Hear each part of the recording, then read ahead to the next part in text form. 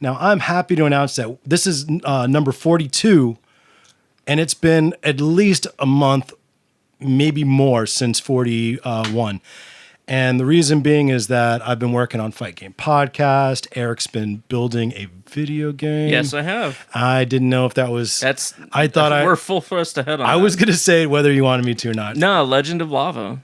Oh, he's got a name and everything. Yeah. So he's been working on a video game. We've been super busy, but guess what? We are back today with a very exciting guest. Now, before we announce the guest, this is what I want to ask you guys listening right now. First of all, go on Patreon and please support the show with $1 or $2 a month.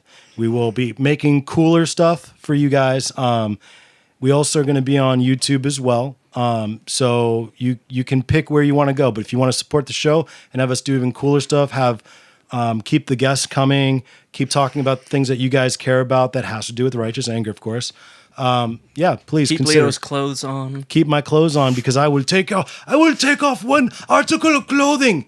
That was like... That's really old school, man. Yeah, it almost turned like Hitler. My clothing. Yeah, it was kind of Hitler. Like an Irish Hitler. Yeah, I was actually trying to go for like a tourist. That didn't sound like a tourist. A tourist. So anyway, go to patreon.com/Righteous Anger Podcast and check that out. We're also on RighteousAngerPodcast.com. So anyway, without a further ado, thank you for watching. And I'd like to introduce somebody very, very cool. We've got somebody on the show today. She is I don't know if I'm allowed to talk about this. Oh boy. What did you get yourself into? But we actually found a hot developer. Wow. You mean another hot developer? Sorry, Eric. I meant hot female developer. There you go. Eric's always going to be my number one hot male developer. Her name's Babs Brown. She's here from basically Amazon, where you work at now. She helps them with their needs in developing. I have no idea what she does. I'm not going to ask her either, but we'll just leave it at that. She also happens to be in the tattoo community, and she also happens to be a Christian who dabbled in atheism. Would you say that? Sorta, yeah. Similar. It's never black and white, is it? No, it's not. So anyway, Babs, thank you for coming on the show. Thanks for having me. All right. Cool. So let's get right down to business. Eric. Yeah, man. How was your diet today? My diet today? No, I'm just kidding. I know you ate like garbage. Yeah, man, I did. Oh my gosh. Hit the Taco Bell. Hot Pockets. Oh, Taco Bell? Yeah. Yikes. You know who likes Taco Bell? Yeah. Remember Skiff? Of course. Yeah, Skiff. I think of Skip every time I see a Taco Bell. Are you serious? Yeah. Yeah, That's you should. what makes me not go there. That was underhanded, bro. Wow, that was good timing. I'm pretty sure he brought Taco Bell to one of Tom's birthday parties one year. Are you serious? Yeah. Skip. So she knows Skip too. Skip's a cool dude. Skip's a cool guy, comedian. He's one of our prior returning guests. He's been on a few times with other guests, and he loves Taco Bell so much he wants to do like a... What was it? He wants to do a podcast called Taco Bell. Oh, that's right. Yeah. Oh my God. The Talk O'Bell podcast. That's fantastic. I love it. I would completely listen to that. I don't know about y'all. While we're talking about fake podcasts, let me talk about a real one. I want to say what's up to Danny Pollard out there at Working Stiffs. You and your buddy. God, now I'm having a brain fire. I can't remember his partner's name, tattoo guy. But they have an awesome podcast out in not Pittsburgh. I know they're in Pennsylvania. I don't think they're in Pittsburgh, but out in the Pennsylvania area where they talk about cool things like guns and rights and the working man. It's called Working Stiffs. Oh my. I was trying to see what you were going to say to that. Nope. Working Stiffs, man. I just think about penises immediately, but they would say that would be a great logo for the show. They would say they're a couple of dicks, so I don't think I'm wrong. But anyway, we do love Danny and his crew out there. So please we check them out. actually helped out another show recently. I went out to help Kenny Fingers set up his show. Yeah, I saw that. It's called The Finger of Doom, and it's about it's all about doom metal. It's about music. Yeah, it's a music podcast. They talk about every aspect of doom metal. I never even heard of doom metal. It's really good stuff. Now, give me some hookah before I kill you. Yeah. Before I kill you, we're gonna have to be cooler about the hookah passage. All right. Oh boy. So yeah, Finger of Doom coming soon. Finger of Doom coming soon. On your probably on iTunes, probably on. They're actually getting that. broadcast, like on FM. Excuse me. I shit you not. They're gonna be broadcast. Oh fuck it. How did he swing that? They're actually a sub show. There's another show that he got brought on to do the podcast on Doom Metal. So like there's this metal radio show, and they want to do a segment of 30 minutes on Doom Metal. So they were like, hey, you want to do a couple weeks of an intro and then do your own podcast, and we'll take clips from it and put it on broadcast. That's amazing, dude. Yeah, I'm kind of jealous. I'm like, how'd you hook that up? Dude, you don't even have a podcast. Well, I've been doing one for 2 years. How did you do that? Well, dude, hook him up and maybe he'll hook you up. I sold him a green screen, my double wide one, so he can do Oh, you didn't give Doom it? scenes. You didn't give it to him? No. Freaking cheesy bastard. Sold it cheap. Gave him the rigging for it and a box light. So, Maybe you can be on there to discuss Doom Metal. What does Doom Metal sound like anyway? Actually, he wants both of us on the show. Oh, he wants me on the show? Yeah. Big mistake. Yeah, you should probably learn what it is first. I have no clue. I'm just like, oh yeah, Doom Metal, man. Yeah, It's man. great. I love it. It's awesome. It's actually my favorite music. I listen to such bands as Doomsday nothing. Device. That's got to be one. gotta be one. That's got to be one. Doomsday Device. Doomsday. Doom and Onion. I listen to Doom and Onion. Doom and gloom. Doom and Gloom. I listen to the duo. Doomsberries. Oh my. Doomsberries. See, that could be funny two ways, but whatever. Yeah. And then that second sentence could be funny two ways. All right. Anyway, let's get back to Babs. This is ridiculous. Babs, Hi. what kind of actually, what's the meaning of life? Go. 42. Yes. Yes. Since this is 42. Yes. Yes. Yeah, Eric's got a complete chubby over here. No, I Yes, he don't. does. Get one later. It's okay. It's okay, Eric. It's all right. It's physiological. Happy 42 podcast. Thank you. Yeah. Thank you. Thank you for showing up on the 42nd. The greatest president ever. Who was that Obama? No. Who was 42? It's Clinton. Forget everything I just said. Yeah. Yikes. You lived through that. Bush 43 and Bush 41, right? Yeah. That's Clinton between two Bushes. Oh. We're not surprised. Slick Exactly where he belongs. Slick Billy or whatever. Slick Willie. Slick Willie. So let's just start. Let's get right down to the meat of the conversation. When I told Tanya, my wife, when I was like, yeah, we're going to talk about, one of the things we're going to talk about is women in tech and this and that. We've been known, Eric and I, to digress into conversations that we have. We're not a part of that. Now, I don't believe in identity politics. I believe that even if you're not a woman in tech, if you're not a woman, you can still talk about it. I mean, you can still, like, my whole point of this show is to figure out truths, right? Existential truths, ultimate truth to things, right? And for me to poke holes in those truths. Or try to, at least. You try your darndest. Big holes. And Eric tries to figure out truth too. I mean, all human beings are trying to figure out what's really real and live in reality, or try to at least. That being said, she goes, "You are going to have a woman on this one, right?" I'm like, yeah. Well, we're not really sure. No, we have to. We had to do it because, I mean, We had a mom episode. we did have a mom episode. Yeah. That's true, but we didn't really talk about mom issues. Not really. No, we I don't know what I think we just talked about how you ended up so screwed up So yeah, when we had his we mom. had proof of how. His mom and his girlfriend on at the same time. That was. Ooh. I love Awkward. Alice. Alice is great. That's his mom. Hi, Alice. If you, I know you're not watching. She because does watch every episode now. Alice is awesome. Alice ain't watching this episode right now Because we're not live. because we're not live. I actually don't like Facebook's. Oh God, if I say this, they're gonna kick us off of Facebook. But I actually don't like Facebook's live video because it's so grainy and gross and Yeah, it's yucky.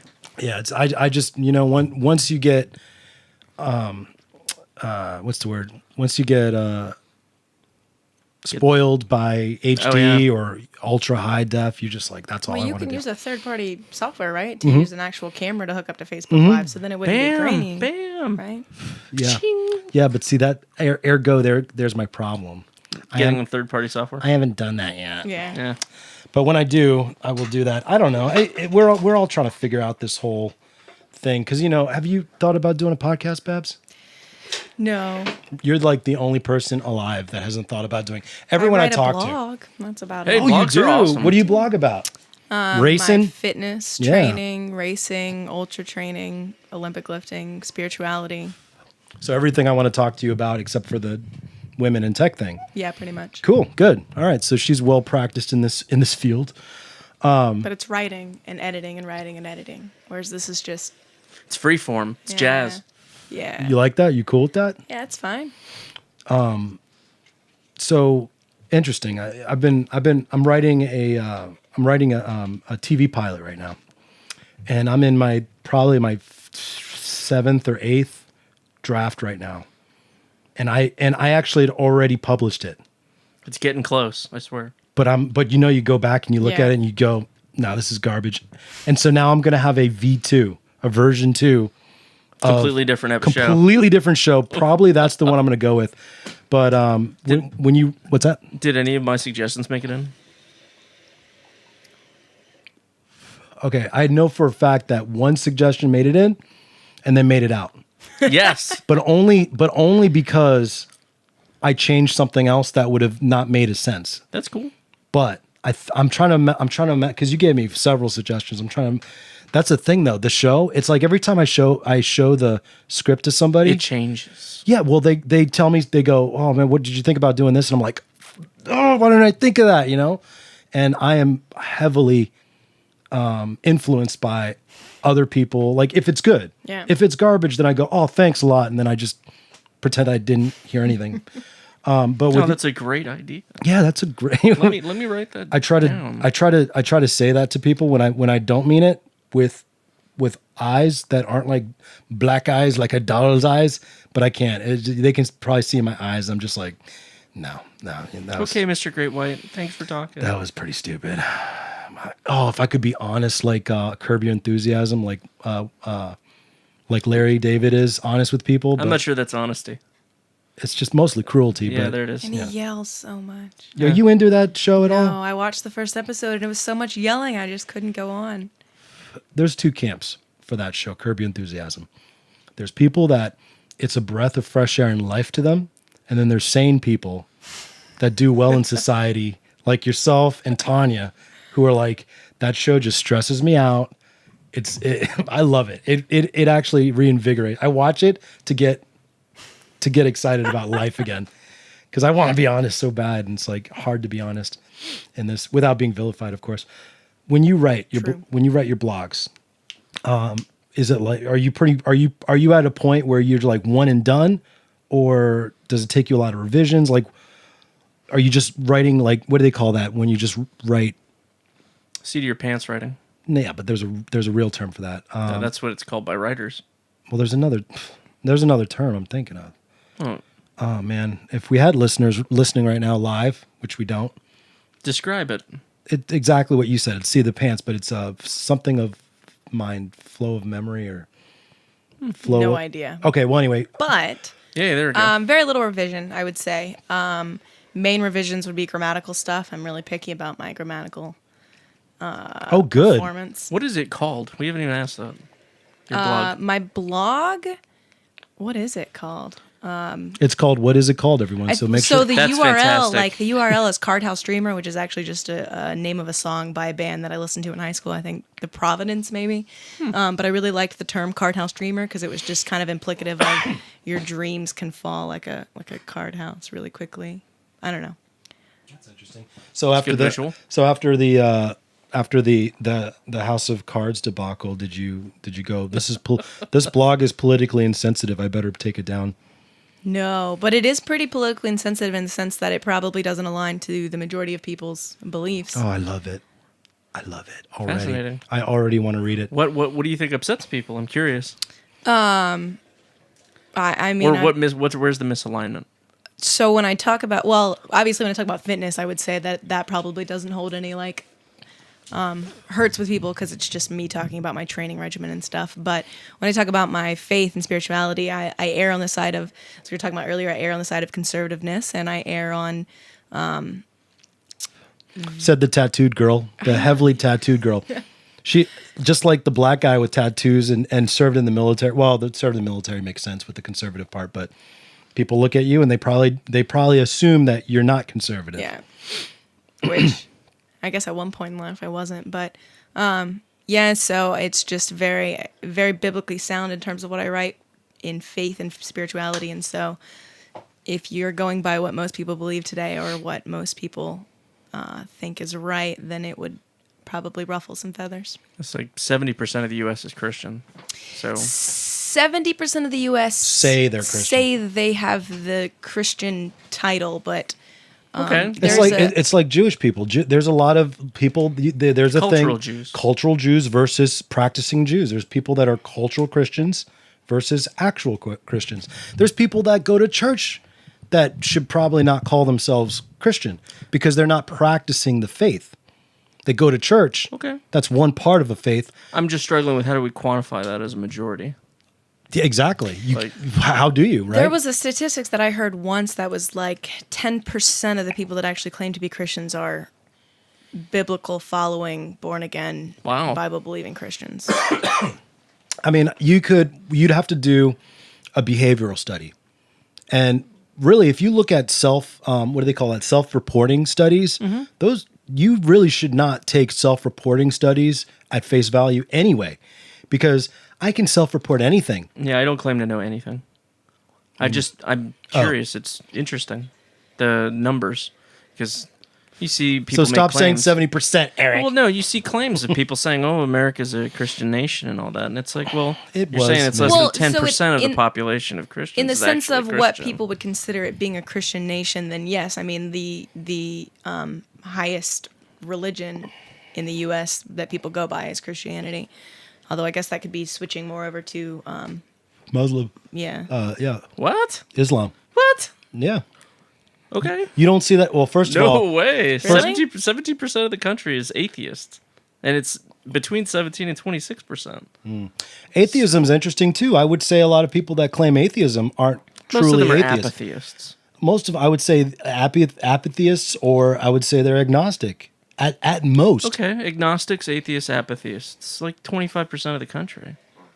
I mean, But if you're looking at the charter of Islam, was that? Is it more than that? No, It's no. like maybe 700,000 people. but the charter of Islam, and I'm talking about on the planet. a future trend here, is to go and obviously spread Sharia, spread Islamic belief, and do it not by a whole lot of proselytizing and conversion, but to birth out people pretty, that pretty aren't. scary, isn't it? Like, It's yeah. I mean, I thought about it the other day. It scares me. And then I think about Christianity, and I try to contrast the two, compare and contrast the two, and I go, okay, well, Christianity. If you're really following Christianity, you're not. There's no charter to kill people that don't believe in, and of course, a lot of Islamists that would say, well, we don't either. But it's like, well, I could open up the Quran and show you right now. Whereas in Christians are called not to kill on any basis. They're called not to judge on any basis. They're called to be light, right? So to be light. So do you know? Well, and now I'm saying that's real nice. I'm going see, but there you go. That sounds real nice. This is why I love being around people that aren't Christian, because I find myself going into Christianese Yeah. or Christian speak, and it's like, oh yeah, I need to stop that. What I mean by light is, Okay. I show you by how I live something that is attractive to you and how you want to live too. Okay. You know what I mean? Like, you like the way that I conduct myself, therefore you go, oh, maybe there is something to this. Yeah. As Something different about you. Yeah. Yeah. As opposed to saying you're going to believe this, mother lover, or else or I'm gonna put you on a rack, stretch your whole body out, chop your head off. Yeah, whatever. etc., etc. Yeah. Wow. We were talking about her blog, and now this. Once you went into the topic, Don't you love religion the is great. Don't you love the Righteous Anger podcast? So, Give me the hookah. oh man, Dame the hookah. Yeah, weren't you saying there had to be a nice free flow of Yeah, I went sharing? like this. I was like, "Do you want me to do more of a fondly motion?" I thought that's what you were doing. I was Yeah. just like, why is he? stand up and come closer. He's fondling imaginary balls. Nice. Thank you. I was like, dude, what do you? No, you can't do that right now. We're having a show. So with your writing, you say that, you're inflaming people. You can inflame people in the fitness industry too. I don't know if you noticed. Oh, I actually do. So Okay. there's this movement out there. Well, there's a few movements, but there's like, the healthy at every size movement and the I can be man. 300 pounds and still be super healthy. And that infuriates me to no end. And I've had people on my Facebook once. I had somebody tell me that I was fat shaming myself, and I had to laugh because it was the dumbest thing I had ever heard. How do you fat shame oneself? So I had a picture from when I was heavier, because I was at one point close to 200 pounds and I lost a lot of weight. And Okay. so I had a picture pop up on Time Hop or something like that, and I took a picture and put it side by side, and I was pointing at it, and I had my tongue sticking out like this is really gross. And somebody was like, "I'm really, I'm glad that you've gotten all healthy and you've lost a lot of weight, but I don't know how I feel about you fat shaming your former self." And I was just like, Your former self. Yeah, my former Stop. self is super happy now. "Yeah, for real, just stop." Well, you know what? Okay, playing devil's advocate here. Oh boy. I get it. I get what do you call those people? No. I get the apologists of that whole movement, and Would that be considered social justice warriors? it's kind of it's definitely in the If you're in the Tumblr realm, they're on the same. Yeah, it's- Tumblristas. Yeah. But the problem with that, it's not at face value, because like what the people that do that type of thing and say those type of things, they live and work off of a platform of kindness, right? Like they're using kindness as the excuse for why they feel that way, or why they're saying that, why they're advocates for that, right? For that sort of, oh, you're fat shaming. Oh, I can be morbidly obese. The doctor's wrong. This is not a bad thing, Yeah. right? Even though biology tells you, it's actually the same thing when you see like Z, Zer, all the different pronouns and things. It's like, okay, biologically, you're a man or a woman, biologically, or both sometimes, right? But what you're doing sounds like kindness, like you're trying to show respect and everything, which is fine. But it's also delusional. You got to come to grips with the fact that you're trying not to live in reality. The best I cannot stop going back to South Park, because South Park does an ingenious job of like kind of laying bare all this stuff. When Stan wanted to be a tall black kid because he was playing basketball and he wasn't making any. Oh, yeah. Yeah. So he got okay. So Mr. Garrison wanted to be a woman. Stan wanted to be a tall black kid, and Stan's dad, who's the idiot of the show, town village idiot, wanted to be a dolphin. They all wanted to be these things. So, and that's the slippery slope. It's like, I think that may be a fundamental misunderstanding of what these people are going through. Honestly, what's that? the transgender individuals, like the pronouns might be taken a little far. Okay. I admit. You think, yeah. But as any sexually dimorphic species like ours, where we have two species, Mm-hmm. you're gonna run into a situation where you're biologically one species and psychologically another, Well, there was or we had a one great gender and psychologically sermon another. at New Life recently about that. I mean, the guy described what he went through and how he, his sex change and how he felt this way, but then he furthered his beliefs, I guess, or turned around and gave his life to Christ and realized that he shouldn't be living the way Whoa. he was living. Sorry about that. That mic didn't do anything to you. I know. Be nice. You don't need to bitch slap it. It was just a really good sermon series, and he talked about Yeah. a lot of that. For some people, I've seen the other side of it too. They do the change and they're a new person. They finally have their brain match their body. Right. And they Well, identify as male or female. If you look at Ben Shapiro's talks on this, He's a wonderful moron. I love that guy. Yeah, He's but- the gift that keeps on giving. But I know that's your thoughts on it, but there's certain things that you got to address. Like, for instance, the suicide rates much higher in people that have gone to the other Oh, yeah. side, whatever. Well, why is that? That's my question. Is Wait, you're saying that the post-op post-op higher suicide transgender rate. 5 years down the road. Now, 1 year down the road, they did a study. 1 year down the road, they were great. But it's like, well, yeah, because it's new. It's like, this is what I've always wanted, and you do it, and of course you're happy. But it's like, okay, what actually happens further down the road, and why aren't you happy at that point? Like, why?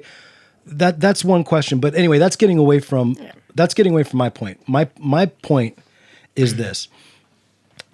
what do you think? Do you think on the slippery slope of forcing other people to and governments to legislate these things, right? Yeah. To make someone feel good about themselves or about other people. Do you think that should belie science? Should it belie math? Should it belie biology? You know, should it belie physics? Like, at what point do you go, now I get you. There's an apologist view that says, you know, just let them believe whatever they want to believe. Okay, fine. That's not my point of view. That's not your point of No. view? What's your point of view? I think that it's on a case-by-case basis. I've always thought that. Oh, okay. Individuals are like the smallest unit when it comes to this country. So respecting the rights of the individual is kind of like the country's founded on. But you can't legislate on a case-by-case basis, though. Well, I mean, we have. I mean, everybody has the... You can't. I mean, that's a recipe for disaster, isn't it? You as an individual have the right to freedom of speech. Doesn't mean that it's not legislated that way. Yeah, but that's not a case-by-case thing, though. Yeah, it is. Every time you exercise your freedom of speech, it's a case-by-case basis. No. What I'm saying is that wasn't legislated because for just one person. That was legislated because it was good for all. Yeah. So you got to calm There's down. a social benefit. There's a social I good. think that there's a social benefit to allowing certain individuals to not suffer, Oh yeah. discrimination. No. I completely agree. That's a whole other topic. That's all they're talking about usually. No. I think that there's a lot of camps. There's a lot of groups of people, and you've run into them. Babs has. You've run into them. They're not the same group of people. You got to look at it the same way you do look at Christianity. What do you mean? You're not the same Christians as 6 other churches. So what are you saying? I'm saying look at it as a whole. Don't paint with such a broad brush. Well, yeah, but I'm just saying legislatively, if you were starting to make laws like to say that we are going to get out of reality, we're going to get out of biology, basic biology, we're going to start saying biology is not correct in this case. That's a slippery slope also, man. Like at one point in time, biology said that darker skin was an inferior man. Okay. Like that was a popular theory among scientists. Okay. And that was wrong. Okay. And we used legislation to turn that view around. So do you think that you should be impelled to use... I think that's a mix of biology and opinion, because biology is the differences in color of skin. Like there is an obvious, like you can look at somebody and they've got more melatonin in one, so they have different shades of skin. But the opinion part of that is that the race is better than the other. That's not biology. It's the same sort of thing for this thing, though. It's like one gender. But biology, there It's are an two opinion. genders. There are more than two genders, though. Actually, a lot of cultures have different names for them. The what is it? The Maori have like 6 genders, I think. Yeah, but you're going into culture versus biology. There, Right. we like you. Where's the line? You tell me. You're the. Okay, the science is not entirely accurate on it. Then the science says that you can be genetically one gender and psychologically another. What do you call that gender? I get that, but biologically, What do you call that gender though? When it's a male body and a female brain, or a female body and a male brain? transgender? But Mental disorder, but in my opinion. well, yeah, and in the DSM-5 as well, they call that gender dysmorphia. Well, they called it gender. There was another term for it, and then they changed it to dysmorphia due to pressure. But anyway, I think we're talking about two different things. I'm just trying to stay in the realm of science, which Okay. I know is a place you like to be too, right? Yeah. In science, if somebody comes to you and says, "Hey, listen," and actually this is perfect. A girl was saying, "Oh, I think you should be able to, say you're whatever, right?" Okay, great. So why aren't you 60? She goes, "Why aren't you 60? You said you can be a man or a female. That's way more. There's way more going against that. There's way more wrong with saying picking a gender that you're not, right? Going against biology than it is going against age, because age is less of a, so why aren't you 60? And she didn't have an answer for that. It's like, well, of course, see, there you go. You'd have to draw a line somewhere. And it's like either we're going with science, with what we find empirically, that's true, that's a truth. Okay. Or we're not. Or like you said, on a case-by-case basis, F biology, I guess it doesn't exist for this person. And the slippery slope is legislation, like in Canada, says you have to say these words, even though it's not scientifically sound. What? Yeah, there's laws in Canada that say you have to address somebody by a specific gender pronoun. Yeah. And you're supposed to Punishable- just magically pick that out of the air. Yeah. On a case by case. That's nonsense. It is nonsense, and that's guys like Ben, but other the forefront of that would be Professor. Oh God! Of course, I'm having a brain fart. Like, Professor somebody. How do you even have a society like that, though? Like, your introduction is, Your president- hi, my name's so-and-so. My Think- pronouns are so-and-so. Think of who their prime minister is. This is the same. No, Trudeau's a cool dude. Yeah, except for any sort of thing that he freaking utters out of his dumb mouth. The guy he's a pretty boy. What? He's a pretty boy that has no brain, this guy. We are digressing, so I'm Yeah. going to reel it back in. The experiences that you had with people commenting on your blog post. What were some of the outliers? What were some of the things that they said?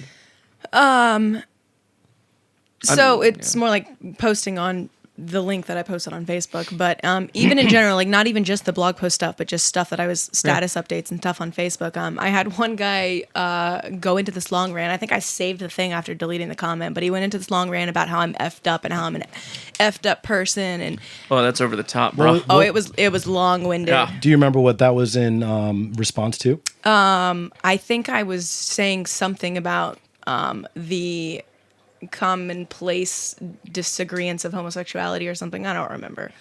I mean, you're really hitting some. It sounds like you're hitting hot topics. Now, how do you come to these? I know you study a lot. How do you come to this? Is it stuff that you're reading? Is it when you go to church and it gets you thinking about stuff? Like, what makes you kind of write about what you write about on that side? Generally, it's whatever the current event or topic is going on. So I don't know, just whatever the current topic is, and then I base what I know of sound biblical doctrine on what's going on in current events. And have you've been lambasted for that? Obviously, what keeps you from just folding? I mean, as of right now, I haven't really done much talking about it in general. I kind of have calmed down a little on how much I put out there, but I still have my beliefs. I still know what I hold true. I don't know about folding. If somebody brings it up, I definitely say my opinion, say what I believe to be true. Where do you think you got that? This is not normal. Like, this is not people. It should be. People, yeah, but that's not normal. People go with what they think is culturally acceptable for the culture that they're in, and to have the views that you have with the current political and cultural. Well, realistically, it's not what people think about you, right? It's what God thinks about you. And if I'm living my life to please God, if I'm living my life biblically sound, then it doesn't matter what other people think about me, because we're not meant for this world anyway. Now, how'd you become a Christian in the first place? I guess a short testimony would be that I was raised a Christian. My mom gave her life to Christ when I was really, really young, or right before I was born or something. And so I was raised in the Christian church, Christian school until 5th grade. Gave my life to Christ at 5 years old, baptized 5 years old. But it was kind of like standard Christian, young Christian. It was just following in the footsteps of your family. Right. But I had a really strong faith growing up, led youth group, led worship, went to mission trips overseas every year, like 13 years old, Romania, Belize, stuff like that. What were you doing on your trips? Street evangelism, And what's that?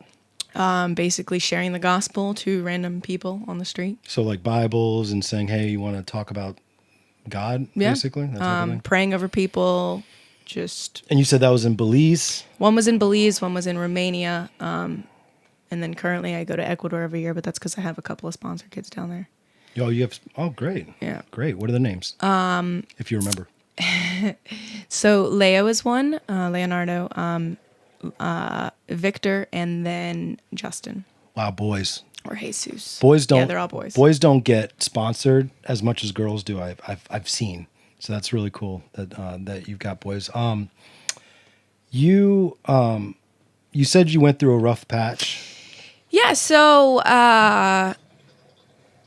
We moved around when I was a kid. Some stuff happened when I was younger, and just my dad passed away, and so we ended up moving to Boise, Idaho, and I was, fine there. And then we came to North Carolina, where I went to high school, and I ended up falling in with the wrong crowd and just kind of living a very secular life. How'd you get hooked up with the wrong crowd? It was. And what was the wrong crowd? So I don't know if you're familiar with Rocky Mount, North Carolina. I think for a while it was like number 3 or 4 on Forbes' worst cities in America, and it wasn't as bad when I lived there, but it was just when I was in high school there, it was known as Rock City.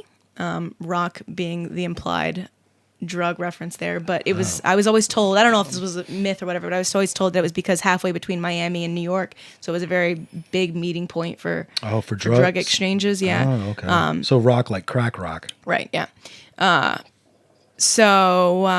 There was like a thing where they used to sell Lucy's. I don't know if you know what Lucy's are, but the gas stations would open a pack of cigarettes and then sell you a single cigarette for like 75 cents. Well, there was one gas station in like Gold Rock that sold Lucy's for $17. And what they did was they like took the tobacco out and packed heroin in and then put tobacco on top. And that's how they sold Nice. the Lucy's. That's a Yeah. very expensive Wow, and that was at A gas station. a gas station. Yeah. But anyway, so wrong crowd, high school, started smoking cigarettes, started smoking weed, eventually got into some of the harder drugs, and then went off to college and continued this. And then eventually, I think I was like a sophomore, junior in college, and there had been people praying for me for years and years and years. And I think God finally just said enough was enough. And he told me to turn my life around, basically. How did he tell you that? Well, through his word. I was sitting in my apartment one day, and I look over and I just see a Bible that I hadn't picked up in years. And I opened it up, and the first verse I read is, the one in Psalms where it says, "The fool says in his heart, there's no God." And after not looking at my Bible for 5 years, that's the one I see, and I just. What are the chances? Yeah, and for 5 years I had been saying, I'm an atheist because I wanted to live how I wanted to live. And now, what? No, I'm just saying that's not how it works for us. We don't choose this. How so? It's a realization. It's not a choice for a lot of atheists. Well, I mean, what do you mean it's a choice? Well, the way you're describing it like you wanted to do certain things, so you chose not to believe in God. Yep. Well, she said she wanted to live on her own terms. Yeah. And God, following God is actually against being able to live on your own terms, which a lot of times those own terms can be negative things like drugs and going down the wrong path. Okay. Not necessarily all atheists go down that. Not all atheists are, doing drugs and going down a wrong path. But there are other things besides drugs that maybe aren't healthy for one. So, I mean, my question for you would be basically, as an atheist, right? You've obviously got a sense of right and wrong, right? Morality. You have. So, where does your morality come from? Where does it derive from? I Yeah. get it the same place as everybody else does from my parents. Okay, so where does their morality come from? From Where their does parents. morality come from in general? Who set the original morality? It's a social construct. That's why it always changes. That's why we're not allowed to own people anymore. It used to be completely moral to own people. Well, No, it was always. I'd be careful. Morality changes. I'd be careful with that. I'd say that the cultural morality changes because That's the the same people on thing. because the people on top, the Romans were doing really bad stuff. Christianity came and then they were no longer doing bad stuff. But well, yeah. 400 years ago, people were being bought and sold by Christians. Okay. Christianity has no moral high ground on that. I never. Well, first of all, I'm just saying in general that morality evolves. I'll say as long as people are in Christianity, there's going to be people that are going to do wrong things. Well, there's going to be people on both sides that are Christian, unfortunately. But back to your question to Eric, which is morality is it's a intrinsically anthropological concept. It's part of humanity. If we're That's born how- and we have morality inside of us, it can't just come out of nowhere. We can't just say. Yeah, it can. So there's a natural thing where everybody agrees that murder is wrong, right? That's So- not necessarily true, though. Not everyone does agree that. You have sociopaths. You have psychopaths Okay. who were born and don't Majority see, of people have the correct morality of that and that's murder is wrong. Yeah, it's anthropological. That's sociological. That's something that's ingrained into you. Where Humans did are- it come? It's humans got to are- come from somewhere. Humans are a taught species. Everything that we know, we're taught. Exactly. So the first humans, how were they taught but that? taught from what? It's a social evolution thing. The group of people who felt that murder was wrong survived and had a larger population than the people who felt that murder was okay, and they outbred them and outgrew them, and that's how evolution works. But is how? you have a- But once they get to a place where it's it's the like, reason we don't have black giraffes. but wait a minute. It's the reason we don't have But let me ask this. long neck horses. Let me ask this though. If a people gets to a point, right, where they are moral, they have that morality, and it is a good thing, then why do they then go the other way? Why does see if your parents are teaching you and it's ever going towards good, right? How come there's people that choose to do wrong after that? If it's an evolutionary thing, evolutionary things, features in it's a matter of survival. in Everyone creatures- makes decisions that are there's- essential to their survival. But there's things in morality that run completely counter to survival. Yeah, there are. That doesn't make any sense. It makes completely sense. That- You don't see animals ever doing things that get them into trouble, that get them killed. But hear me out. Why would something like, for instance, saving someone out, like, why would something like sacrificing your own life for somebody you don't know and will not benefit you, the individual or your group? Why would that be okay from an evolutionary standpoint? It has demonstrable value. Like when you demonstrate a specific moral virtue, this is something Aristotle talked about. Demonstrating a specific moral virtue is an example to society. Doesn't mean that you're going to survive it. Those are heroes.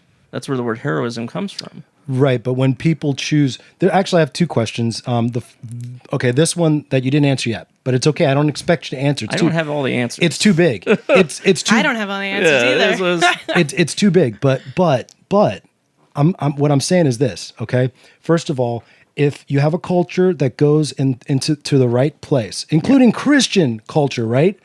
Christians within the Christian culture. Why do you have some that are not sociopaths? Because sociopaths, those are outliers. That is a mental issue that you're having, an Okay. emotional mental. How come they do bad things if it's an evolutionary good? I don't believe I don't believe it's evolutionary, and I don't believe it's. There's only evolutionary. There's only evolution. There's something that benefits survival, and there's something that is not good for survival. And those things could be generations apart from each other.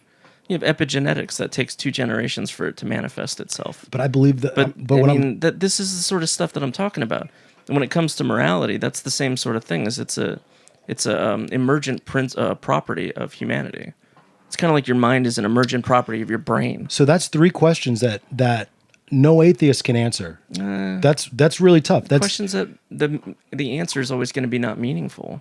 You can assign meaning to an answer to it. If I say that there is a being that lives outside of natural law. Of course, that's what I'm saying. You're providing an answer that is meaningful to you, Well, Not no, a me- an- no, a meaning no, that- it's really not an answer that's demonstrably true. yeah, but it's the well, it could be it could be to a certain extent just demonstrable, but I'm saying it's really the only viable answer. There's no other viable answer, and the problem with atheism, in my opinion, is that when you get faced with these questions, you go flip the chessboard. Nah, doesn't matter. It's meaningless. But it's like no, answer the question. Well, you have other cultures that don't believe in Christ that are pretty peaceful. Jains, for example. Being peaceful has nothing to do with morality. Okay, so it has nothing to do with violence either. Then What kind of violence are you talking you about? just talked about murder. Yeah, murder. Why is murder wrong? Murder can be advantageous. If being peaceful is Very not- advantageous. If peaceful doesn't have any factor into it, then obviously violence. No, is I'm saying just because you're peaceful doesn't mean you're moral. Okay. That's just one facet of morality. okay. There's other facets to morality. Okay, so in that facet, you would say that there are moral cultures. So what? Say that again. In that facet, Mm-hmm. just being peaceful, you would say that there's a moral cult. I would say that there's cultures that they don't believe in Jesus or God or any of that stuff, Perfectly right? peaceful, happy, live their lives. Generations go by. because they've assigned some kind of meaning, right? Yeah, maybe. Okay. But what we're saying is, where does morality come from?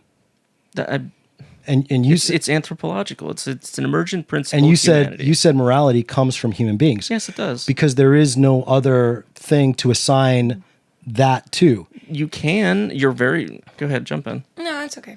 Oh, I was just gonna say you can assign whatever you want to where morality comes Okay, from. well, so- and that- but it always comes from people. Okay, People's. but you're talking about it you switching. if you believe in Christ, if you believe in God, is it not your freedom to choose whether or not to follow that moral law? Well, absolutely. Yeah. So you Well, would yeah, say well- that your choice in morality is actually subjective to the individual. It's the same thing for us. Well, it's subjective. It's not subjective. What you just said was, do you have the choice to follow be moral or not be moral? Yeah. Yes. That doesn't answer the question on where does morality come from. The choice is coming from you. It's not coming from God, am I right? God's not making your moral decisions. No, we have free will. Okay, so the you are decision- making a decision. But the decision to be moral, That's a moral act. that's a moral act. Okay. Where do the morals come from? I give you. And then there's the problem here. I If you give do you assign an origin for a source of morality, Mm-hmm. you have what's called corruption of your intent. You have what's called moral desert, and you have no morality at that point. I give you a law book. You have the choice on whether or not to follow the law book. But where did the law book come from? People. Right. It came from somewhere, right? People. So before there was people, when there was the first people, they sat around and That's- said, "Let's do this." It's called prehistoric. We don't know. Well, talking about morality changing, though, what about the concept of, okay, so, all right, going back to the hot topic of what everybody talks about now, which is homosexuality, I guess. So back in the 60s, right, that was, completely wrong, couldn't get married, all of that.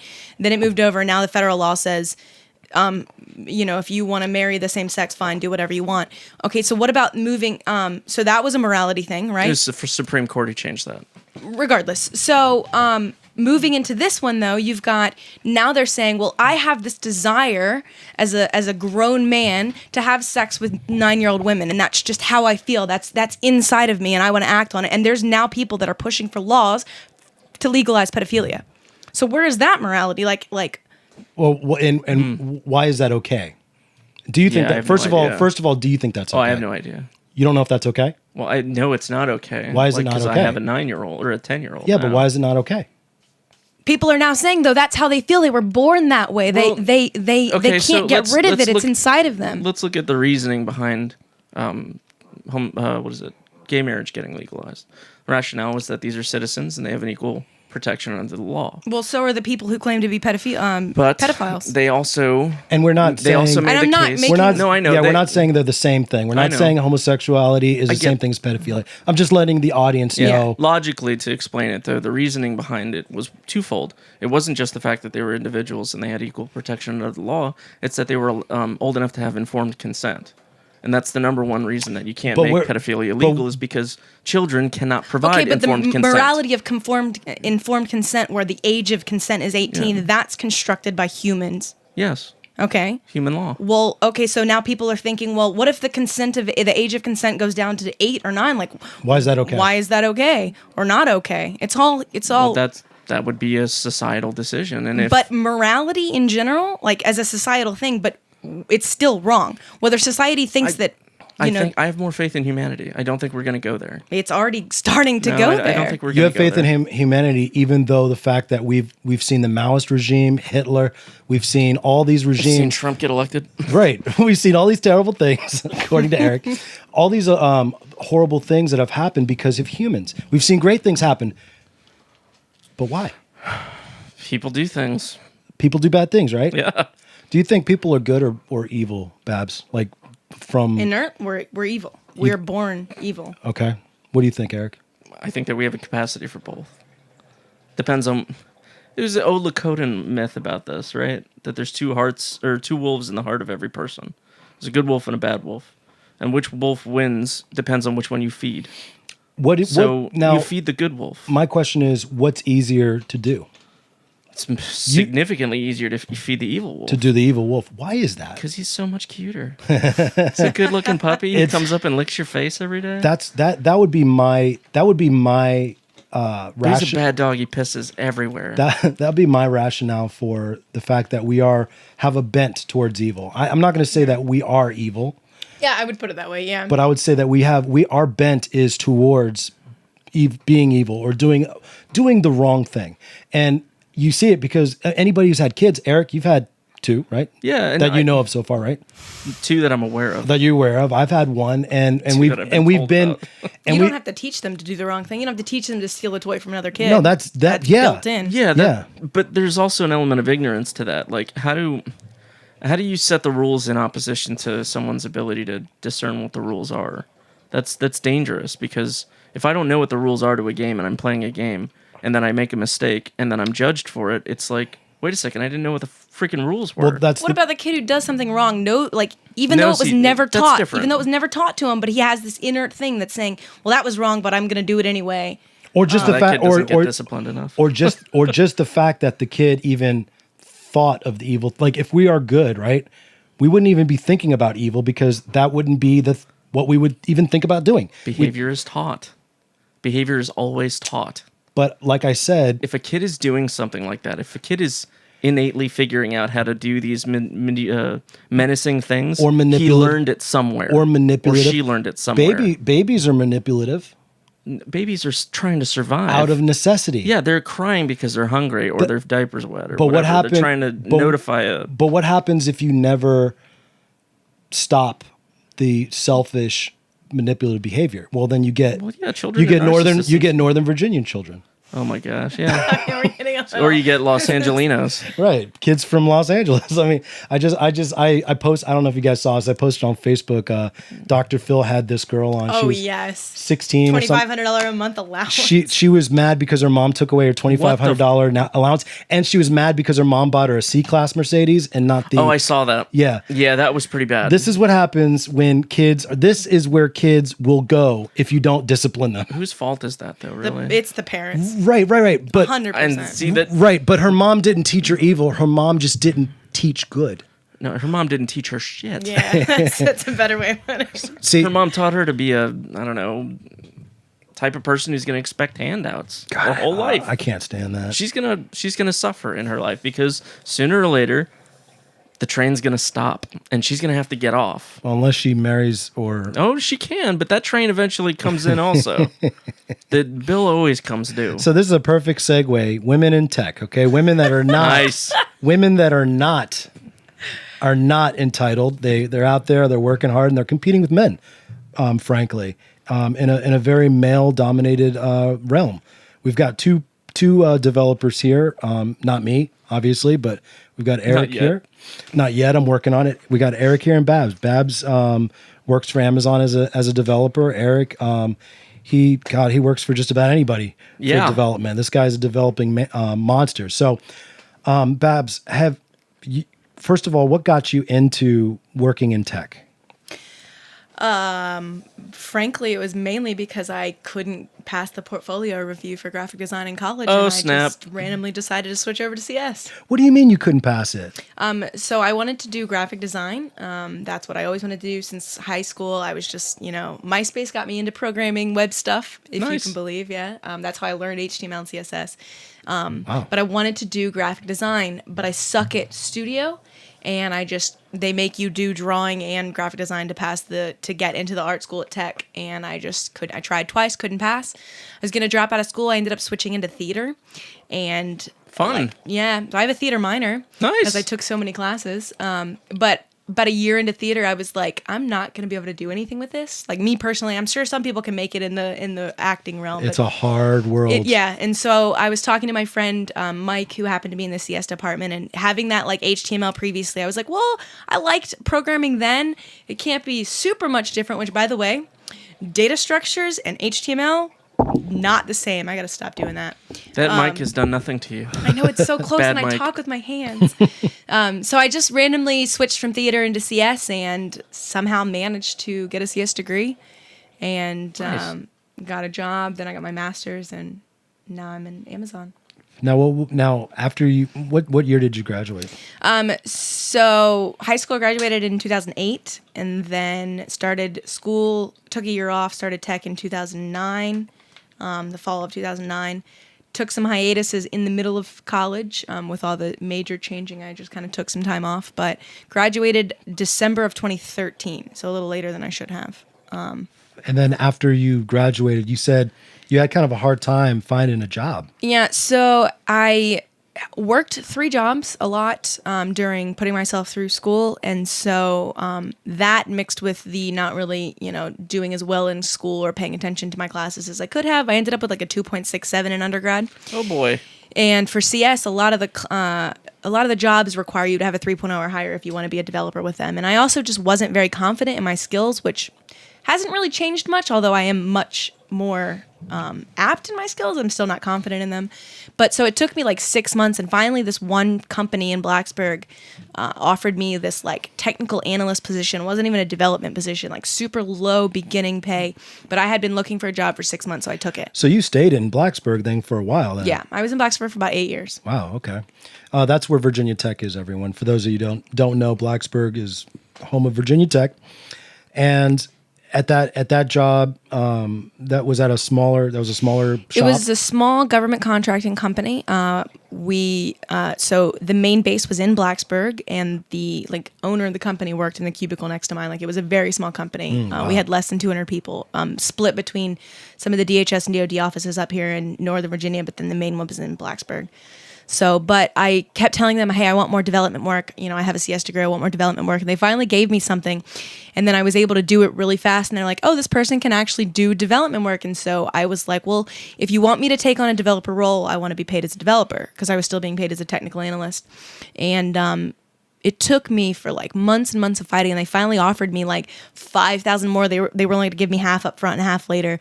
And I was like, that's not quite what I was thinking in terms of pay. And so I started looking for jobs, ended up moving to Booz Allen and coming up here. Oh, Yeah. Booze. They don't have a very good reputation for people that live in the world of contracting and. No. So I was actually only in Booz Allen contracts for 6 months, and then I moved internal, which is much better. Nice. I didn't have to bill. I didn't have to worry about my contract failing. I worked from home 99.9% of the time. Cool. Even though my office was 3 miles away. That was and what a great situation. Yeah, I mean, that was a great situation you had at Booz. It helped me. It also, the fact that I worked from home allowed me to train and run that 100-miler last year. And so I had all that free extra time because I didn't have to commute or anything like that. That must be really nice. We didn't mention this yet, but Babs is an avid in different disciplines in fitness. She runs marathons, ultra marathons, half marathons. Probably you do that for breakfast. Those are just like warm ups. That's just getting ready. You're a CrossFitter? No. Oh, you were a CrossFitter. I started in CrossFit, and then after about a year, I switched over to Olympic lifting, and now I do USAW meets. Which is actually a lot of people. Not. We're gonna get back to tech. Don't worry, everybody. But which is I noticed a lot of people. They start off in CrossFit, but then you see them go off to Olympic lifting as their thing. Why did you do that? Because one, mainly because CrossFit is a very mix of cardio and lifting, and it's less about focusing on your form and more about hitting everything as fast as possible, as many reps as possible, or for fastest time. And as a runner, I was putting in between 50 and 90 miles a week, and so I didn't need the cardio. I was getting a lot of it from running, and so I decided to focus on strength training as a cross-training mechanism, and I ended up falling in love with the 2 lifts that you need for Olympic lifting, which is snatches and clean and jerk. And then when you start realizing that when you start focusing on your form and hitting everything correctly, you can start boosting your maxes faster. It just made me feel good. What are your PRs right now? So I got on a plane Friday, flew back to Northern Virginia from Texas. I was in Texas for work. And an hour after getting off the plane, I went to the gym and I hit a PR in snatch for 51 kilos, which we have to do kilos in the Olympic lifting. Can you please decipher that for me? It's about 112 pounds, Okay. which isn't a whole lot for my weight class and for just what people who have been doing Olympic lifting for a while have done. But considering last year I could barely hit 85 pounds and now I'm doing 112 as a max, wow, that's a huge jump. That's a big jump. All right, let's get back to tech. Yeah, sorry. that was just purely for me, everyone. So what are some of the problems that you have faced being a woman in tech? So with Booz Allen, the main issue was that, again, it was also that I didn't get enough development work, but I think that just happens to be the roles that I pick. But so I ended up getting a master's while I was working at Booz Allen, and normally when somebody get a master's degree, especially in a field like computer science, it's like, hey, let's pay you more because you have more experience and we want to hold on to you because we like you. But they were like, we didn't ask you to get this degree, so we're just not going to pay you for it. And so that's what made me want to move to Amazon. But They kind of deserve that. yeah, they tried to match the offer after Amazon gave it to me, but Too little, it too was late. a little late for that. And can you tell us what your, you don't have to say what the pay was, but can you tell me about? So the pay was about $25K more, salary, Okay. than what Booz Allen was offering. But And that's not the big. That's not the No, big news, they- Eric. That's not the big news, Eric. they also give you a signing bonus. Nice. And then they give you shares of stock.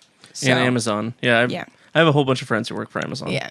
40, You might know a few. It depends on what role you come into, but my offer was 40 shares. 40 shares.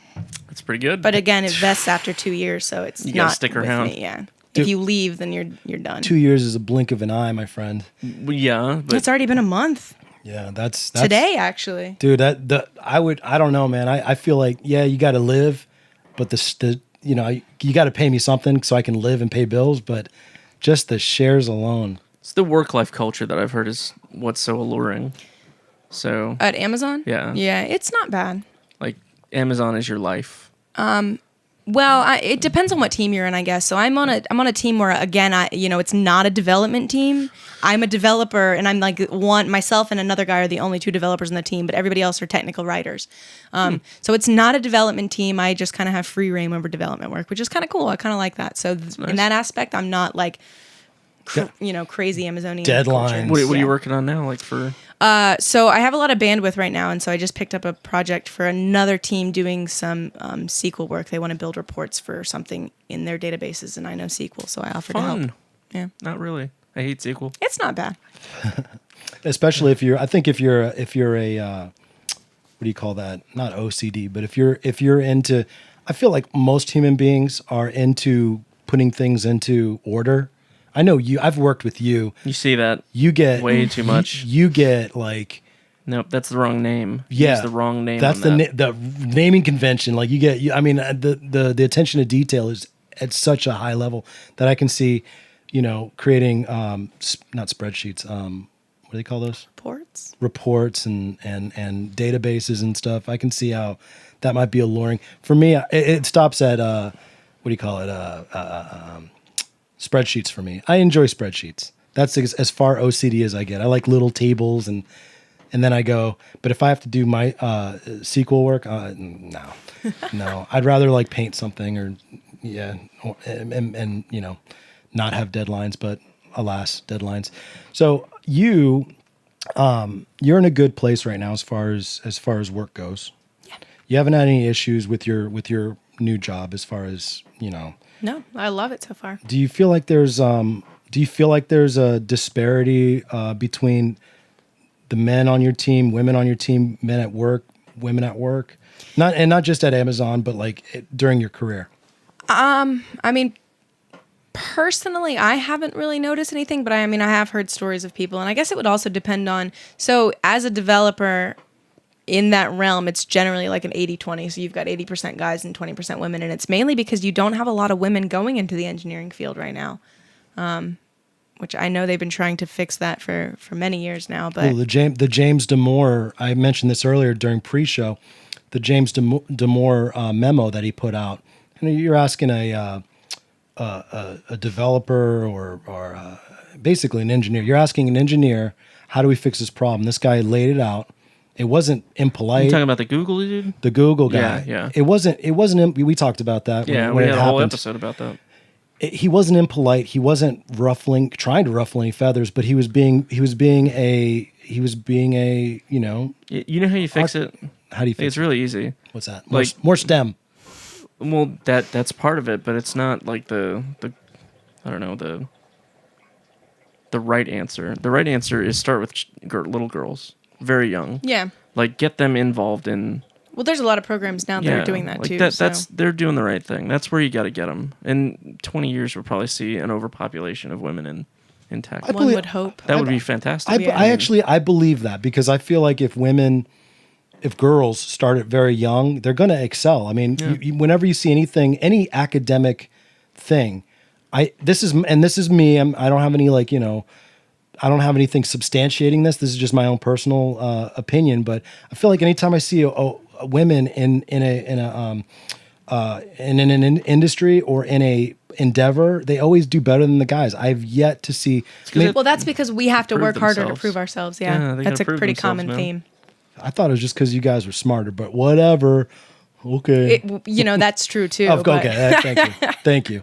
And I'm not trying to be a white knight. I mean, honestly, like everything I've ever seen. Take the cap off. Yeah, I know. I mean, the common thing that I've heard is that, men will go into a position or they'll go into an interview thinking, they have no qualifications. They don't deserve the job, but they're like, this is no problem. I'm going to get this job. But women who have the qualifications, who really deserve the job, they'll go in feeling like we don't, there's no way I can get this, which is definitely how I went into my interviews with Amazon. I was like, I don't know how to do any of this stuff. I'm going to suck at it. And somehow I managed to make it through. So the confidence is a factor. Yeah. There's a little secret there also with the salary negotiations. Usually, and this is a manager told me this, women will undersell themselves by like 5 to 10% every time. Just I try to tell everyone I know, if you're going to ask for a salary, add 15%. The worst that they're going to do is offer you less. Right. And if they offer you 5% less, you just get 10% more than you thought you were worth. That's great. That's a great idea. So there So you go. always ask for way more than you're worth. Yeah. That'd be good. It'd be a good discussion to figure out what are some, strategies going into, especially, being a woman, not having, like in your case, Babs, not having the confidence, even though, you have the skills. What are some things? Maybe mentorship too. I mean, like That does happen. being able to be mentored by a woman that is where you want to be. Maybe that would be a confidence booster as well. I mean, Amazon puts a huge thing on their mentorship program. Like they recommend all employees come in and then they find a mentor. Did they have you do a code interview? Oh yeah. Okay. So I had, it was like a 2-month process. My first interview was just a standard, like we're going to talk about stuff. Second one was an over the phone coding where I like had to live code and they watched it. The second one was a coding exam. I got an hour and a half to finish it, which, by the way, I didn't finish it in the hour and a half. I misread some of the instructions, but I ended up working on it afterwards, sent it to the recruiter, and they accepted it. So wow. I've never heard of that happening before. That's so. They must have really liked you. Yeah. So, or just the fact that I didn't give up on it. I don't know. So the third interview was another phone call where I did the live coding. Then the fourth one was an in-person. It was like 6 to 8 hours long. I had 5 different interviews in 45 minutes, like back to back to back. Jeez. And so I asked the recruiter, I was like, hey, I'm done with all the coding stuff, right? And she was like, yeah, this is all going to be just personality and leadership principles. And so then the third interview, I go in and he's like, so I decided I'm not going to do my questions and we're going to do a coding interview. And I'm like, great. So it was all whiteboard stuff. I wasn't prepared. I thought I had bombed it. Apparently not. Wow. So this brings us to the last part of the show, which is something I'm really interested in knowing. Now I've gotten a tattoo, Babs, so I actually got to be her artist at one point. And we'll be again soon, hopefully. Hopefully, man. I love tattooing. Babs is a complete badass in the chair. Babs doesn't even flinch. She doesn't sneeze. She falls asleep while she's getting stabbed. That's not painful. Yeah. Babs is definitely. Do you have a place that you've been tattooed where it was pretty painful? Yeah, there was a part of my spine that was pretty bad when my brother did my neck back in November. But in my defense, I had ran a marathon that morning, and then 2 hours later, he did a tattoo. Dude, I forgot to mention. So every time she came, she got actually show him the piece. He actually knows because I told him I was doing it. I showed it to him. Yeah. The TARDIS. So when I was doing this TARDIS piece on her calf, neat. it took a lot of. That thing is layered up. We actually have one more touch up to go, but it was a lot of sessions and hours, and before every session, she'd be like, "Yeah, I just ran. I was training for the 70 miles. I just ran 70 miles." I'm like, I was like, and when you're tattooing somebody, you ask questions like, did you drink before this? Did you take any medications I need to know about? Did you overexert yourself? That's actually one of the no-nos, is to overexert, because your blood flow is at such a level, your heart's Yeah. pumping, that you're more liable to bleed. So you We have had to stop a few times because it was bleeding too much. yeah, you have to be careful with that, because you can get bad, a lot of bad things can happen. But she was a soldier, and she said, let's just do it and see how long I can go. And, in that case, when you're tattooing somebody and they have any one of those things going on, I'm looking at her and asking her questions. I'm like, all right, so how do you feel now? Do you feel like you need faint? Do you feel like you need to go eat something? Like, where are you at? And for the most part, she's pretty, I don't know if you've ever been told this, but you're pretty inhuman. Like, you're very, I've been told I'm intense. My boyfriend says that a lot. yeah, you definitely intense. So what got you into, to becoming a tattooed person? I honestly, I just think my dad had some tattoos. Just seeing, his tattoos. He was a Harley guy, so he had the born to ride to whatever it was, live to ride, ride to live. Yeah. Mhm. So he had that. My brother got his first tattoo when he was really young, because in Virginia you just needed parental consent. So I think he was like 12 or 13. He got a bulldog on his arm, and I remember him always rolling up that half, that sleeve on that side to show it off to everybody. Dude, wait. How many kids at his school?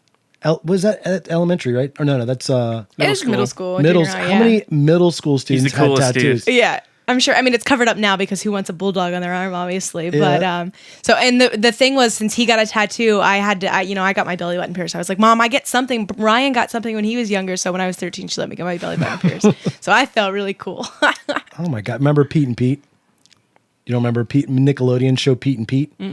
It was two brothers, older Pete and younger younger Pete was the cooler Pete. He was the one who had Maria or something. I forget. It was a Spanish woman that he would make dance on his forearm, and he was like 12 years old, coolest kid. So you've been in tattoo culture very long time. You're not one of these. I can tell you as a tattoo artist and going into that world, there's a lot of stuff happening in the tattoo world Yeah. that we're not liking. A lot of tattoo artists aren't like. There's some that are okay with it, but there's a lot of culture that people are, to use a SJW term, Oh, boy. appropriating. Why don't you just call them tourists? Bunch of tourists. There's a lot of tourists. But there's people that are getting tattooed because they think it's, oh, this is the thing to do, or they just watched Tattoo or Ink Masters or one of the Somebody mentioned that to me the other day, and I had no idea what it was. yeah. The TV show? Yeah, they went into like an explanation, and I'm like, I have no idea what this is. Most tattoo people don't like that show. But anyway, so we're wary. We're a lot of the people, especially old school people in the tattoo industry, are weary. Worldwide, by the way, the Japanese tattoo artists are the same way. People in the islands are the same way. It's a not a secret, not a kept secret, but it's a kept culture. Yeah. And we try to keep it to our own. Obviously you got to make money. So you tattoo people that, you do walk-ins, you do people that There was a running joke when my brother tattooed in North Carolina, but it was like people would walk in and he, the running joke was like, how much for a set of praying hands or for a rosary? Because in that area, in that area, that was what was popular. Just point to which one you want on the flash wall there. Yeah. And up here in this area, it's all about, script. Like I actually put a Facebook post out. I said, I'm not doing any more script. If it ain't if it ain't Japanese traditional or American traditional, What kind of script? Like, script, Cursive. just cursive, Oh. cursive-y. Mom. No, it's Latin. There's but- nothing wrong with it. I got it too. Yeah. But I'm saying, as a tattoo artist, like your brother down there, it was praying hands and what was the other one? Rosary beads. Rosary beads. Up here, it's like you're doing at least 6 or 7 of these really flowy script Yeah. tattoos. Or like little. God, if I do another wrist tattoo or ankle tattoo, I'm going to shoot myself. I mean, it's like very cute stuff. It's a lot of cute tattoos. I'm like, listen, if you're not coming in here, Like a little swallow on the wrist. exactly. If you're not coming here for a chest piece, a back piece, a thigh piece, or full sleeves, I don't even want to talk to you. Like that's kind of where I'm at right now. But I look at you, I go, no, she's in. You're in. You can just look at somebody and go, no, they're in the culture. Because I look at the types of tattoos you have, and for those of you guys listening and not watching, go over to YouTube or go over to patreon.com/Righteous Anger Podcast. You'll be able to see Babs' tattoos, but she's got a lot of different things going on, and you can tell she's a collector of different types of art. It's all over, her body, not all over her body, but Not yet. it's not yet. Exactly. She is for real. Eventually. She is for real, man. Like her body is a canvas, and this isn't BS for you. This is like you are in the tattoo world. Yeah. Do you feel like in this area, up here in Northern Virginia, do you feel like there's other people like you? Are you around other people that are also tattooed in that tattoo culture? Yeah, I see it all the time actually, and a lot of women actually are. You'll see more women now with like full sleeves or half sleeves and stuff like that, which is really cool. That is cool. I love that. I really do like that. What's your rationale behind the pieces that you get? So that's the one thing. I get questions like, so what does it mean? And honestly, most of my tattoos don't really have meaning. Like some of them I drew and I just really liked the design, so I wanted it. Other ones I just, I woke up one morning and I was in a mood to travel, and so I ended up getting a Jack Kerouac quote on my arm with like a compass. And then when I grew up and realized I wanted something a little more than just the standard, like quote and compass, I expanded around it. But like, it's just kind of how I felt at the time, honestly. Yeah. So I have different names for different types of tattoo clients, and you're what I call an art collector. Mm-hmm. So an art collector is a type of person that it's not like some people, they go, okay, my life is about hawks. I just watched Cobra Kai, the whole thing. So that one of the kids, his name is Hawk, and he's got a hawk on his back. But imagine there's a person who's like, I'm all about hawks. So like they've got hawk wings on their back, and it comes down to their sleeves, and it's like a bunch of hawk's nests, and down here, this is a quote from a famous hawk or so, I don't know, just like nothing but hawk related. And that's more of the that's the person that's got the theme. That's the theme person. That's a theme collector. You're an art collector. Now, is there any type of art that you would not get on your body? I'm not a big fan of portraits. I don't know. Maybe that's just me. Oh, really? Why? Because they always turn out looking terrible? Well, that's one reason, honestly. You have to get a really good portrait artist. But honestly, I don't know. I don't think I would ever get a portrait. I like the people who get celebrity portraits on our body. That doesn't make any sense to me. I don't know why. Really? Doesn't make any sense to No. you? How could you love a person that much, Yeah. or be into them that much And have never met them. and never met them? Yeah. Maybe, and they're on your body. I don't know. I mean, that's the cool. That's why shows like I don't know if you remember Miami Ink and L.A. Ink. I never watched them, but yeah. Yeah, she's the real deal. That's how. That's You another. don't watch the shows. Yeah, she doesn't. She's not into the Not fangirling. Yeah, she's not fangirl. I gotta say, so on American Idol, how that blonde-haired chick, one of the judges, I see it occasionally pop up on Facebook. Yeah, it took me a year before I realized that was Katy Perry.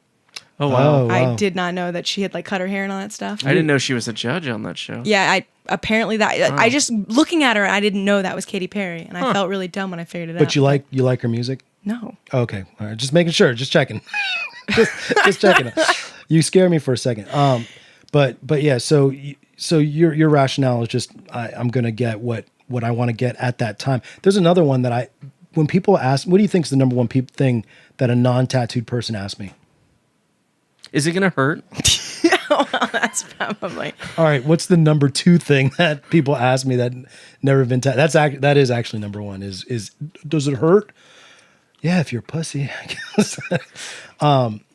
Number two thing that people ask me is, hey, I don't have any, I don't know what I would ever want on my body. Why? What do you think I should? What do you think? What do you It's think your I should? body, brah. Yeah, it's your body. I don't know. The thing I tell them, I say, all right, well, look, let me tell you. You're asking me what is meaningful enough to put on your body. I say life experiences are meaningful because there's things Or the TARDIS. or the TARDIS Or a right? Triforce. He wants a Triforce. No, I have a Triforce. Oh, right you here. have it. That's right. You have a Triforce, but you want Gilfrayan or whatever. I want the Gallifreyan language of my sons up here. Yeah, he's so into Doctor Who, but I tell people, I say, Oh, nice. yeah, he's so into it. It's bigger on the inside. He just showed. Whoa, that's what she said. No, that's what That's he. literally what the That's what. TARDIS. Yeah. Oh, that's what he said. That's what they all say. That's what the Doctor Who said. That's right. It's smaller on the outside. I tried to watch the I show. do say the Gallifreyan. That's a pretty like the way the circles are. I love Yeah, it. I'm doing that. I have a program. Somebody wrote a program. I didn't write it. That you type in what you want to say, and Yeah. it translates it to the Gallifreyan language. I mean, I guess it would be all spectacle hearsay because you don't really know. They never came out oh with yeah, an official. No, they did. Did they? Yeah, there's an official Gallifreyan language. It's hard to read, like virtually impossible. But it's nifty looking. It's Bab's new language she's going to learn is Gallifreyan. There's High Gallifreyan, and then there's I guess just Gallifreyan. And so who actually? The creators of the show. Interesting. I did not know that. Wow. Okay, enough nerd talk. So if you're That's what I'm getting though. My son's name's in Gallifreyan. Nice. if you're interested in getting a tattoo and you don't know what to get, my recommendation is something that happened in your life that you can't change, that you wouldn't want to change, that helps form you. A lot of times this could be your kids. A lot of times this could be your military service. A lot of times this could be something sad that happened that formed you, something that great that happened. Maybe it's the thing that you're, maybe it's your what is it? Your I'm trying to remember the Latin for this, but the reason that you live, your raison d'être. Okay. I'm terrible at French. That's French. I was gonna say. Did you say Latin? I have French. That's It's not French. that's not Latin. I know. Whatever. It's a romantic. It's kind of Latin. It's a Latin language. It's a little Latin. But what do you think about that? I mean, do you have any of your tattoos are life experience tattoos?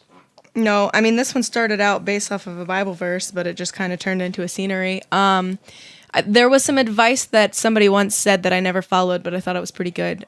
Personally, I don't really care on my own body, but for people who don't know what they want and who are a little afraid of tattoos, it was have a design, hold it for a year, and if at the end of the year you still want it, then get it. That is great advice. That is awesome advice, actually. Yeah. I got similar advice. Really? Yeah. I never followed it. I haven't regretted any of mine. This one I saw the day before I got it for Nice. the first time, and I was like, yeah, let's do it. Yeah. So- Yeah. And that's part of your personality. Spontaneity. Yeah. Yeah, she's spontaneous. But Eric, when are we going to do the Gallifreyan song? Gallifreyan, man? This summer. Let's do it this summer. All right. Just in time for beach. Yeah. Go out there, you can Oh, show it's- it off. Or cover it up so you don't burn the Yeah, crap that out would be of bad. it. I burned, dude. I had the when I first I'm started not that brown. yeah, that's true. He's Puerto Rican sorta. I got stay brown. One of my first I'm not going to call it a client because it was when I was apprenticing. Your first patient. My first patient, yeah, one of my Victim. first patients. Actually, no, excuse me. No, my second patient. So not my first patient, but my second patient. I'll call him that. Thank you, Eric. You shouldn't. This guy. It's technically surgery. It's open surgery. It is open. It is. Yeah, we're opening up. But this guy would not listen to any of my aftercare. Oh no. This guy, You scab up bad. dude. Listen, this is okay. So I do this big kind of. It's a terrible tattoo now. I mean, like I look at it and go, oh my gosh. Well, he signed up for that because apprentices need people to practice on, and he was like a tattooed guy anyway. He's like, oh, do it. So I did this big piece on his arm. And I told him, I said, look, dude, okay, aftercare, you're going to have to, all the usual stuff, right? Really simple. If you're getting a tattoo, you keep the cover on there, you keep the Vaseline or whatever that's on there for an hour, take it off, wash it. And from then on, you have to be, excuse the term, Eric, religious about, That has. I mean, okay, Eric doesn't have a problem with it's saying that. it's applicable. That is very You have apt. to be ceremonious. Ceremonious about you have to wash it, but it's got to be like very, very light, pat it dry. You don't rub it, you don't expose it to water, you don't submerge it. And please, for the love of God, this is a guy that didn't believe in sleeves. He thought you were a communist if you wore sleeves. He was a sleeveless guy. It was tattooed on his bicep, okay? I said, for the love of God, please, when you're driving, wear sleeves, cover it up, something, but cover the tattoo up. Don't let sun hit it. This was in the dead of summer. This dude was like, hey, this guy Was this guy's name Jim Bob? might as well been. Yeah. I mean, he was a Jim Bob type. So this guy would drive, and he was like a delivery guy. So he was Oh my constantly, gosh. his arm was out the window. He was showing it off too. showing it off, and I had never seen a tattoo fade faster in my life. It was like, it was almost like he didn't get tattooed. It was so faded within like a month. And I'd Wow. never seen that before ever again. Somebody who just had no, but you know what? Also, he didn't pay for it. So maybe that's why he's just like, oh, whatever. Free ruined tattoos. Free ruins tattoos right here. I told him, I said, do not tell anybody you were tattooed by me ever. And don't call me. And don't call me ever again. But yeah, please, if you're getting tattooed, please protect your investment. Make sure you listen to all the aftercare. Don't use Vaseline, by the way. I'm gonna throw this out there. Aquaphor. Yeah, A&D. A&D is For the first like 3 days. yeah, And then lotion. A&D. You can find it in the Walmart baby section. baby section of Walmart or Walgreens or whatever. But put A&D ointment on there, and it will heal fast. Okay. All right, that's all I got. You got anything for this girl? No, if you This badass. BA was my nickname growing up. Oh, I bet. Because of Barbara Ann, not because of. Yeah, well, But I did get that a it's lot. badass. you lived Yeah. up to it. Yeah, I did. we'll have to keep in touch about like programming and stuff. Yeah. Yeah.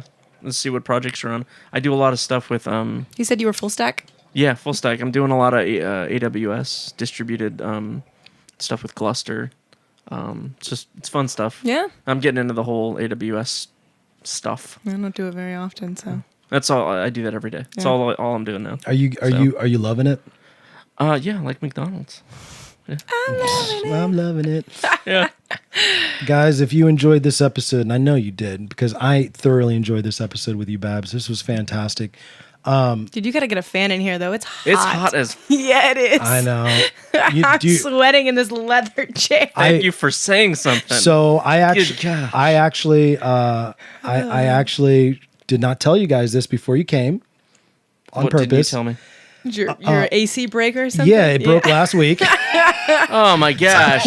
Open a freaking window So we did this AC list. I'm telling you, man. with the lava lamp. You the- son of a. and the hot coals. Oh for the my hookah. gosh! So thank you guys. They sweated a lot more. Barbara does. Excuse me. Oh, I can't believe I called you that. Babs does not sweat this much in real life. Okay, It's That's 'cause not true. She's in a hot room. Well, I'm always sweating that's 'cause- between the running and the lifting. but not because you're just sitting down. I mean, That's come on. true, yeah. So yeah, we did it in hot. We did.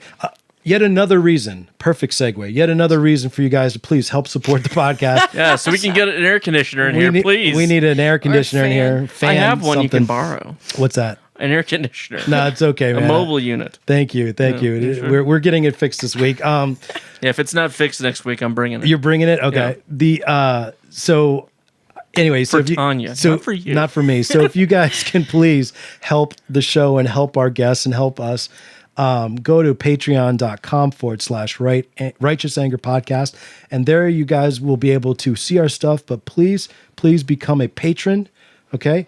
And the way you do that is for $1 or $2 a month. You're able to see all the full episodes, all the other cool content we have. We're going to have a lot of behind the scenes stuff. We're going to have lessons learned. We might even start talking about such things as books that come out, studies that come out. Eric might even teach a little bit of what he knows in the, Yay! in the technical world, you know? They definitely have to pay for that. But you're going to have to pay for that. You don't get that for free. And of course, there's always epilogue shirts if you guys want a cool design, much like this English Mother Lover, Do You Speak It shirt that I have here because I love Jules from Pulp It Fiction. doesn't say mother lover. It doesn't. I kept it PG. It says mother Pound. pound. Pound Or CK. hashtag if you're Yeah. a millennial. That's What's right. hashtag CKA? What is that? Hey, type it in. You'll see. Mother. So please go to epilogueshirts.com, get yourself a shirt. That's another way you can support the show. And of course, as always, I'd like to invite Babs back. Babs, would you be interested in Yeah. coming back? And because I think you are interesting. No. 2 thumbs way up. And I like the fact that she's not afraid. I'm so sick and tired of guests that are afraid to get deep and talk real. And so we like that you do that. You keep it all the way 100%. Cool deal. That's pretty much it. This was episode 42. Thanks for watching. And, make sure you put A&D on that tattoo. Thanks.